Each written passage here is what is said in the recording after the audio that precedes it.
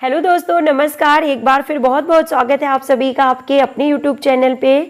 आज के इस वीडियो में हम आपके लिए लेके आए हैं मॉडल पेपर 4th। आगामी सभी प्रतियोगी परीक्षाओं की तैयारी के लिए यह वीडियो आपके लिए बहुत ही महत्वपूर्ण है। इन सभी 125 प्रश्नों को आपको हमारे साथ सॉल्व करते चलना है और अपना स्कोर हमें कमेंट बॉक्स में लिख के जरूर बताना है। So let's start with question number 1 and it is asking that जिस साक्षात्कार के माध्यम से घर तथा वातावरण के संबंध में सूचनाएं प्राप्त की जाती हैं वह कौन सा प्रकार होता है, और इसे जाना जाता है निदानात्मक साक्षात्कार के रूप में। Option number 4 is correct here. व्यक्तिगत अंतर को प्रभावित करने वाले तत्व निम्न में से कौन से हैं? तो वंशानुक्रम तथा वातावरण दोनों ही व्यक्तिगत अंतर यानी कि इंडिविजुअल डिफरेंस को प्रभावित करते हैं। वातावरण के साथ सामान्य एवं स्थायी समायोजन ही व्यक्तित्व है। यह परिभाषा किसके द्वारा दी गई है? तो उपरोक्त प्रकार से व्यक्तित्व को परिभाषित किया है बोरिंग ने कि वातावरण के साथ सामान्य एवं स्थायी समायोजन ही व्यक्तित्व है, यानी पर्सनालिटी की बात की जा रही है। यह परिभाषा बोरिंग के द्वारा दी गई है। जैविकीय कारकों को किन भागों में बांटा जा सकता है? ऑप्शन नंबर 20 करेक्ट हियर, शरीर रसायन। जैविकीय कारकों को किन भागों में बांटा जा सकता है? तो ऑप्शन नंबर बी यहां पे सही है। प्रेरणा होती है, तो प्रेरणा किस तरह की होती है? Option number D is correct here, सकारात्मक एवं नकारात्मक दोनों तरह की प्रेरणाएं होती हैं। तो ए और बी यहां पे दोनों ही सही आंसर है। अब तक सर्वाधिक एशियाई खेल आयोजक महानगर कौन से हैं? प्रश्न में पूछा जा रहा है कि सबसे ज्यादा बार एशियन गेम्स का आयोजन करने वाला जो महानगर है वो कौन सा है? तो बैंकॉक इज करेक्ट आंसर। शारीरिक शिक्षा हमारे भावी नागरिकों के संपूर्ण विकास का क्रम है। शिक्षा के उद्देश्य की सहज प्राप्ति के लिए शारीरिक शिक्षा सरल साधन है। यह कथन किसका है? तो option number A is correct है, राधा कृष्णन आयोग का यह कथन है।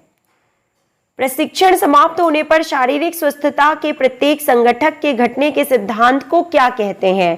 प्रशिक्षण समाप्त होने पर शारीरिक स्वस्थता के प्रत्येक संगठक के घटने के सिद्धांत को विशिष्टता के सिद्धांत के रूप में जाना जाता है। आगे बहुत ही महत्वपूर्ण प्रश्नों की सीरीज को शामिल किया गया है दोस्तों, जो कि पूरी तरह से यूपी टीजीटी एवं DSSB की परीक्षाओं में पूछे जाने वाले प्रश्नों पर आधारित पैटर्न को ही लिया गया है आगे के क्वेश्चंस की सीरीज में। ऐसे ही क्वेश्चन सभी प्रतियोगी परीक्षाओं में पूछे जाते हैं, तो वीडियो को पूरा और लास्ट तक जरूर देखें। नेक्स्ट, खेल प्रशिक्षण एक पद्धति है, तो कैसी पद्धति है? देखिए, शैक्षिक पद्धति है। भारतीय फुटबॉल संघ की स्थापना कब हुई थी? तो 1937 में हुई थी।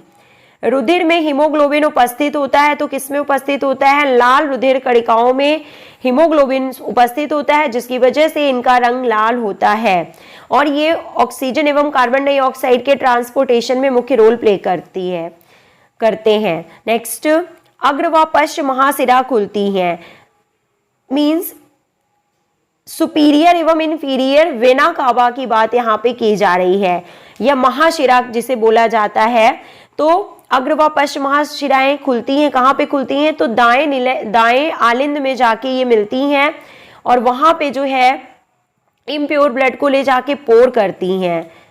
शरीर के हृदय के दाएं भाग में जो है अशुद्ध रक्त होता है, आप सभी को पता है, और ये शुद्ध रक्त अग्र व पश्च महाशिरा के द्वारा ही दाएं आलिंद में ले जाके पोर किया जाता है। पल्मोनरी महाधमनी उद्गमित होती है, तो पल्मोनरी आर्टरीज की बात की जा रही है कि इनका उद्गम कहाँ से होता है, ये कहाँ से निकलती हैं, हृदय के किस भाग से ये निकलती हैं? Option number A is correct here, दाएं आलिंद से। जी हाँ दोस्तों, पल्मोनरी महाधमनी या पल्मोनरी आर्टरीज वो आर्टरीज होती हैं जो दाएं आलिंद से अशुद्ध रक्त को लंग्स तक ले जाती हैं, यानी कि फेफड़े तक ले जाती हैं, और इसीलिए इनको पल्मोनरी आर्टरीज के रूप में जाना जाता है। और ये नॉर्मल आर्टरीज से भिन्न होती हैं क्योंकि ये दाएं आलिंद से अशुद्ध रक्त को ले जाके लंग्स तक पहुंचाती हैं और वहां पे इससे कार्बन डाइऑक्साइड को रिमूव कर दिया जाता है और ऑक्सीजन मिक्स हो जाती है और शुद्ध हो जाता है रक्त, और इसे जो है बाएं आलिंद में पोर किया जाता है। तो पल्मोनरी महाधमनी उद्गमित होती हैं दाएं आलिंद से। रोहिंग्टन वारियर ट्रॉफी दी जाती है, तो इसका संबंध किससे है? क्रिकेट से है। बैटन का प्रयोग किस खेल में होता है? तो रिले दौड़ में होता है। देवधर ट्रॉफी किस खेल से संबंधित है? तो क्रिकेट से इसका संबंध है। गर्भाशय व मूत्राशय, यूट्रस व यूरिनरी ब्लैडर में पाई जाने वाली पेशियां कौन सी होती हैं? तो रेखित पेशियां या अनैच्छिक पेशियां होती हैं। रेखित पेशियां या अनैच्छिक पेशियां होती हैं जो कि हमारी इच्छा अनुसार मूव नहीं करती हैं, इसलिए इन्हें इनवॉलेंट्री मसल्स के रूप में भी जाना जाता है। सॉरी फ्रेंड्स, यहाँ पे अरेखित पेशियां होगा। देखिए, गर्भाशय व मूत्राशय में पाई जाने वाली जो पेशियां होती हैं वो अरेखित पेशियां होती हैं, जिनमें स्ट्रिएशंस या धारीदार पट्टियां या लाइट एवं डार्क कलर के बैंड्स नहीं पाए जाते और ये अरेखित होती हैं और ये हमारी इच्छा के अनुसार मूव नहीं करती, इसलिए इन्हें इनवॉलेंट्री मसल्स या अनैच्छिक पेशियां भी बोलते हैं। अरेखित पेशियां is correct answer. Next question, William Harvey किसकी खोज के लिए प्रसिद्ध है? तो विलियम हार्वे ने ब्लड सर्कुलेशन की खोज की थी, यानी कि रक्त परिसंचरण के बारे में बताया था। शरीर के रक्त को शुद्ध करती है ऑक्सीजन। तो पहले ही हमने आपको बता दिया कि जो अशुद्ध रक्त होता है वो शरीर के हृदय के दाहिने भाग में होता है और राइट एट्रियम यानी दाहिने आलिंद से पल्मोनरी महाधमनी इसको एकत्रित करती है और ले जाके लंग्स तक पहुंचाती है, जहां पे कार्बन डाइऑक्साइड को रिमूव कर दिया जाता है और ऑक्सीजन इसमें मिक्स होती है और फिर रक्त को शुद्ध किया जाता है। तो शरीर के रक्त को शुद्ध करने का काम कौन करता है? तो ऑक्सीजन यहाँ पे सही है। जब ब्लड में ऑक्सीजन मिल जाती है तो वह शुद्ध रक्त कहलाता है और हृदय के बाएं भाग में शुद्ध रक्त पाया जाता है। संक्रामक रोग किसे कहते हैं? तो उपरोक्त सभी मीन्स वायु द्वारा, जल द्वारा एवं संपर्क द्वारा फैलने वाले रोगों को, इन सभी को संक्रामक रोग के रूप में जाना जाता है। शरीर की रोगों से लड़ने की शक्ति को क्या कहते हैं? तो इसे रोग प्रतिरोधक क्षमता के रूप में जाना जाता है। चेचक के जीवाणु का नाम क्या है? Option number A is correct here, variola virus. Diphtheria मुख्य रूप से होता है, option number B is correct here, छोटे बच्चों को। डिप्थीरिया मुख्य रूप से छोटे बच्चों को होता है। पूर्व प्रतियोगिता तैयारी मदद करती है, किसमें मदद करती है? तो प्रतियोगिताओं में सफलता की निश्चितता में, यानी कि जब प्रतियोगिता से पहले जो तैयारी की जाती है वो निश्चित ही सफलता के रूप में सामने आती है। यानी जब भी कोई भी किसी भी टूर्नामेंट का या किसी भी तरह के लक्ष्य को प्राप्त करने के लिए किसी भी चीज़ का आयोजन किया जाता है तो उसके पहले तैयारी करना बहुत ज़रूरी होता है, चाहे वो प्रतियोगिता के पहले की तैयारी हो या टूर्नामेंट के पहले की तैयारी हो या इंटरव्यू के पहले की तैयारी हो या किसी भी एग्जाम की तैयारी हो। तो जब भी पहले से तैयारी की जाती है तो वो हमेशा सफलता की निश्चितता के रूप में सामने आती है। नेक्स्ट, बाह्य भार के कंपोनेंट हैं, तो फीचर्स ऑफ एक्सटर्नल लोड कौन कौन से हैं? देखिए, तीव्रता, घनत्व, अंतराल एवं बारंबारता, ये सभी बाह्य भार यानी कि एक्सटर्नल लोड के घटक के रूप में जाने जाते हैं। वेस्टिबुलर उपकरण की सहायता किसमें ली जाती है? Option number D is correct here. उपरोक्त में से कोई यहाँ पे सही नहीं है, यानी वेस्टिबुलर उपकरण की सहायता इनमें से किसी के लिए नहीं ली जाती। नेक्स्ट, सर्वाधिक एडॉप्टेशन के लिए निम्न में से क्या होना चाहिए? Option number C is correct here, training में व्यवधान। सर्वाधिक एडॉप्टेशन के लिए निम्न में से क्या होना चाहिए? तो ट्रेनिंग में व्यवधान, यानी कि जब कभी बैरियर्स आते हैं तो वो सिखाते हैं कि किस तरह से इन बैरियर्स के खिलाफ हमें एडॉप्ट करना है खुद को, और इसे ही एडॉप्टेशन या अनुयोजन के रूप में जाना जाता है। तो ये यहाँ पे सही आंसर है। मौलाना अबुल कलाम आजाद ट्रॉफी के संबंध में कथन सही नहीं है, तो कौन सा कथन सही नहीं है? ऑप्शन नंबर ए यहाँ पे सही नहीं है कि ट्रॉफी उत्कृष्ट प्रदर्शन हेतु किसी खिलाड़ी या टीम को दी जाती है, तो ये यहाँ पे सही नहीं है। इसके अलावा देखिए, इसकी शुरुआत 1956-57 में हुई थी, ये सही है।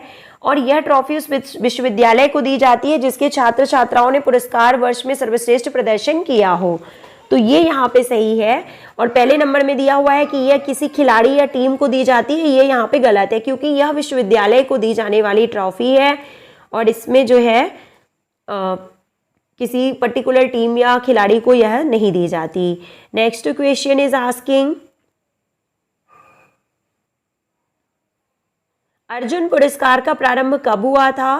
तो 1961 से अर्जुन पुरस्कार की शुरुआत की गई थी। लंदन ओलंपिक हेतु भारतीय हॉकी टीम ने किसे हराकर अर्हता प्राप्त की? तो option number C is correct here, France को। द्रोणाचार्य पुरस्कार प्रदान किए जाते हैं तो विख्यात प्रशिक्षकों को। मौलाना अबुल कलाम आजाद ट्रॉफी किस वर्ष में प्रारंभ की गई थी? तो 56-57। नाक, फेरिंग्स, लैरिंग्स, ट्रैकिया, ब्रोंकाई और फेफड़े किसका हिस्सा है? तो श्वसन तंत्र का। नॉक्स ने किस खेल में कौशल परीक्षण बनाया था? ऑप्शन नंबर सी, बास्केटबॉल से इसका संबंध है। ब्रेडी ने किस खेल में खेलने की योग्यता मापन एवं परीक्षण बनाया? वॉलीबॉल की बात की जा रही है। छात्रों के वर्गीकरण के लिए अपनाई जाने वाली विधियां कौन सी हैं? ऑप्शन नंबर डी, उपरोक्त में से सभी, मीन्स कोजन विधि, एटलांटिक सिटी विधि, मैक्लॉय विधि। ये सभी छात्रों के वर्गीकरण के लिए अपनाए जाने वाली मुख्य विधियां हैं। एशियाई खेलों के जन्मदाता कौन है? तो गुरुदत्त सोंधी सही आंसर है। स्पार्टन शिक्षा का उद्देश्य निम्न में से क्या प्राप्त करना था? तो सैनिक तैयार करना था स्पार्टन शिक्षा का मुख्य उद्देश्य। वह संस्था जो एशियाई खेलों का नियंत्रण करती है वह कौन सी है? IOA। IOA यहाँ पे दिया हुआ है, एशियाई खेलों के आयोजन की बात एक्चुअली की जा रही है। तो correct answer option number C होगा यहाँ पे, क्योंकि OCA, Olympic Council of Asia, एशियाई खेलों का नियंत्रण कौन सी संस्था करती है? तो ओलंपिक काउंसिल ऑफ एशिया के द्वारा एशियाई खेलों का नियंत्रण किया जाता है। रोमन सम्राट जिसने प्राचीन ओलंपिक खेलों पर रोक लगाई थी वो कौन था? तो थियोडोसियस ने 393 AD में प्राचीन ओलंपिक खेलों पर रोक लगाई थी। Option number C is correct here. Now the next question, वर्ष 2010 के एशियाई खेल कहाँ खेले गए थे? तो ग्वांगझाओ, चाइना में इनका आयोजन किया गया था। वर्ष 2010 नई दिल्ली, वर्ष 2010 के एशियाई खेलों की बात की जा रही है, तो नई दिल्ली भारत में इनका आयोजन किया गया था। Option number A is correct here. Next, Germany में स्कूल ऑफ जिम्नास्टिक किसने शुरू किया? तो option number C is correct here, Adolf Spiess. Adolf Spiess ने स्कूल ऑफ जिम्नास्टिक की शुरुआत की थी। राजकुमारी अमृत कौर कोचिंग स्कीम की शुरुआत कब की गई थी? तो 1953 में की गई थी। स्कूल गेम्स फेडरेशन की स्थापना भारत में कब हुई? तो 1954 में। हैवी एक्सरसाइज करते समय रक्त सप्लाई किस ओर बढ़ती है? तो स्केलेटल मसल की ओर बढ़ती है। निम्न में से कौन से हार्ड टिश्यू हैं? तो हड्डी यानी कि bone is a type of hard tissue. रक्त में प्लाज्मा का प्रतिशत कितना होता है? तो 50 to 60%। एक्चुअली एग्जैक्ट परसेंटेज जो होता है वो होता है 55%। तो ये यहाँ पे सही आंसर है। हृदय में रक्त ले जाने वाली ब्लड वेसल्स क्या कहलाती हैं? तो शिराएं यानी कि वेन्स के रूप में इन्हें जाना जाता है। हृदय में रक्त ले जाने वाली ब्लड वेसल्स शिराएं कहलाती हैं और हृदय से रक्त को शरीर के सभी भागों तक ले जाने वाली जो नलिकाएं हैं वो धमनियां कहलाती हैं। शेल्डन द्वारा शरीर के प्रकार का वर्गीकरण किया गया था, तो एंडोमार्फ, मीजोमार्फ, एक्टोमार्फ, उपरोक्त सभी यहाँ पे सही आंसर है। विलियर्ड्स टेबल में कितनी टांगे होती हैं? तो 8। शरीर में प्राकृतिक सुरक्षा का कार्य कौन करता है? Option number B is correct here, vitamin E. Rawalpindi Express के नाम से किसे जाना जाता है? तो शोएब अख्तर को। दुनिया का सबसे पुराना फुटबॉल क्लब कहाँ है? तो Kuala Lumpur is correct answer. Option number C. निम्न में से कौन सी मांसपेशी कमर की सबसे चौड़ी मांसपेशी है? तो लेटिमस डॉर्सी कमर की सबसे चौड़ी या मांसपेशी के रूप में जानी जाती है। आधुनिक हॉकी खेल का जन्मदाता है? तो इंग्लैंड। ओलंपिक खेल की अवधि कितने दिनों की होती थी? प्राचीन ओलंपिक खेलों की अवधि कितने दिनों की होती थी? तो 7 दिन। Option number A is correct here. मनुष्य के शरीर की सबसे मजबूत हड्डी कौन सी है? तो femur is correct answer. Arjun award कब प्रारंभ किया गया था? तो 1961 में। गोनियोमीटर क्या मापने में प्रयुक्त होता है? तो हाथों की पकड़ या हाथों की शक्ति। बैक एक प्रकार का विकार है, तो बैक एक किस भाग का विकार होता है? कटी क्षेत्र का विकार या डिफॉर्मिटी होता है। शारीरिक शिक्षा के कुशल संचालन पर भविष्य निर्भर करता है। ऑप्शन नंबर डी, ए और बी दोनों पर, मीन्स व्यक्ति का एवं समाज का। शारीरिक शिक्षा के कुशल संचालन पर व्यक्ति का एवं समाज का भविष्य निर्भर करता है। शारीरिक शिक्षा के प्रबंधन एवं प्रशासन की प्रक्रिया आधारित होनी चाहिए शैक्षणिक दर्शन पर। प्रबंधन एवं प्रशासन में मूल्यांकन है आवश्यक। Option number A is correct here. प्रबंधन एवं प्रशासन को कार्य करते समय ध्यान रखना चाहिए सामाजिक वातावरण का। प्रबंधन एवं प्रशासन आधारित होना चाहिए वैज्ञानिक तथ्यों पर। प्रबंधन एवं प्रशासन होना चाहिए तो परिवर्तनीय। Option number A is correct here. Next, निम्नलिखित में से कौन सा नेतृत्वकर्ता का दायित्व होता है? तो ये सभी, मीन्स अध्यापन, निरीक्षण एवं व्यवस्था, ये सभी नेतृत्वकर्ता के मुख्य दायित्व होते हैं। पाठ्य पुस्तकों का चुनाव किसका कार्य है? ऑप्शन नंबर बी, नेतृत्वकर्ता का। नेक्स्ट, शारीरिक शिक्षा में खेल के नए नियमों की जानकारी प्रदान करता है supervisor. Christian college of physical education Lucknow की स्थापना कब हुई थी? तो 1932 में हुई थी। महात्मा बुद्ध के जन्मोपरांत भारत में पहली बार स्वशासन आया, उस काल को क्या कहते हैं? इसे ऐतिहासिक काल कहा जाता है। क्रिकेट का प्रचार प्रसार किस काल से हुआ था? Option number D is correct here. British काल में क्रिकेट का प्रचार प्रसार हुआ था। देश के सबसे बड़े तथा प्रतिष्ठित राजीव गांधी खेल रत्न पुरस्कार के संबंध में कौन सा कथन सही नहीं है? तो option number C is correct here कि यह पुरस्कार 1996-97 से प्रारंभ किया गया था, क्योंकि इसकी शुरुआत जो है वो 1991-92 से की गई थी दोस्तों। ये यहाँ पे सही होगा। इसके अलावा आप इसे अपडेट कर लीजिएगा। इस पुरस्कार को अब मेजर ध्यानचंद खेल रत्न पुरस्कार के रूप में जाना जाता है और इसमें जो है करेंटली 25 लाख रुपए नगद पुरस्कार दिया जाता है। नेक्स्ट, द्रोणाचार्य पुरस्कार के संबंध में कौन सा कथन सही नहीं है? तो पुरस्कार वर्ष के केवल एक ही प्रशिक्षक को दिया जाएगा, ये यहाँ पे सही नहीं है, क्योंकि एक से अधिक प्रशिक्षकों को भी यह पुरस्कार दिया जा सकता है।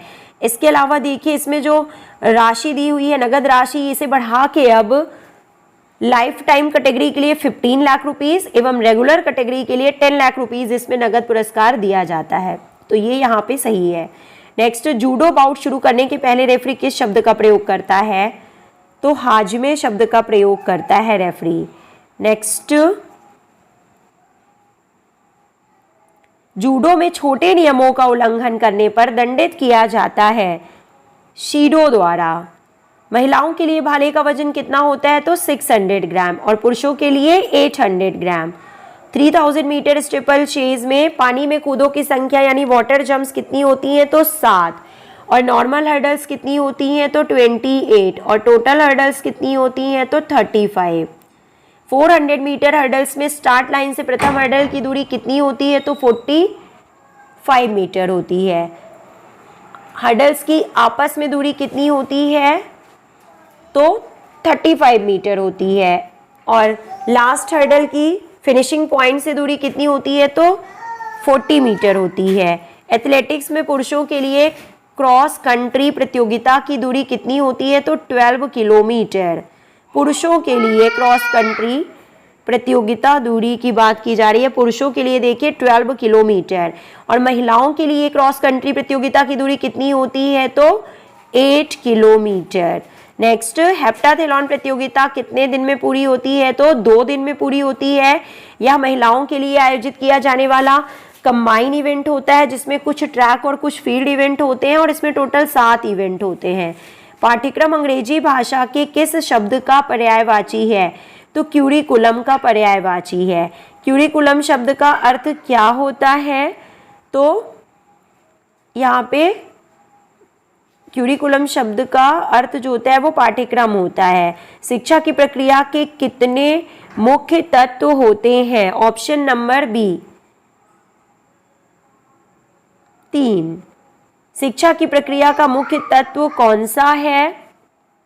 ऑप्शन नंबर डी ये सभी, शिक्षक, विद्यार्थी एवं पाठ्यक्रम, ये तीनों ही शिक्षा की प्रक्रिया के मुख्य तत्व होते हैं। पाठ्यक्रम में वे सब क्रियाएं सम्मिलित हैं जिनका हम शिक्षा के उद्देश्यों को प्राप्त करने हेतु विद्यालय में उपयोग करते हैं। यह किसका कथन है?